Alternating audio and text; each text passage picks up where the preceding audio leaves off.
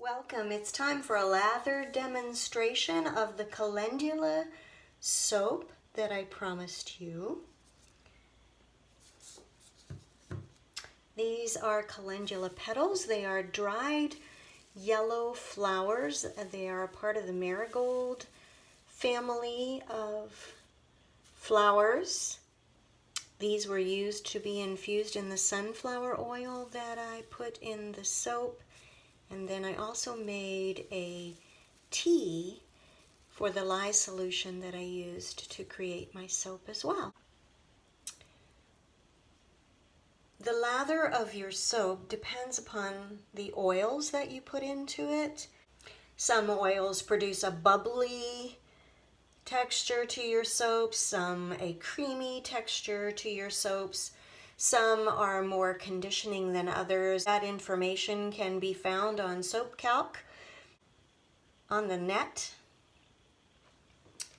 But I'm here to do a demonstration of this, so let's get at it. I'm going to wet my hands.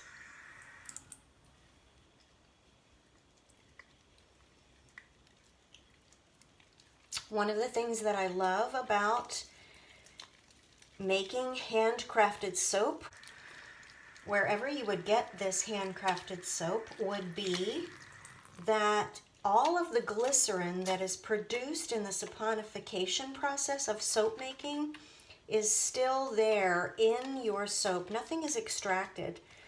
This bar is so soft and creamy and slippery. But this is the lather that is produced. Just look at that. It looks like you're putting cream on your hands, and yet you've got a nice amount of bubbles as well. And this soap is not just for your hands, it's for your entire body.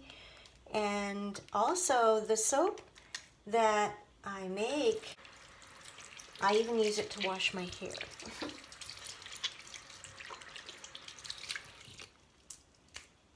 That's my demonstration, and I'm sticking to it. And I hope you guys have a great day. Thank you for watching, and God bless.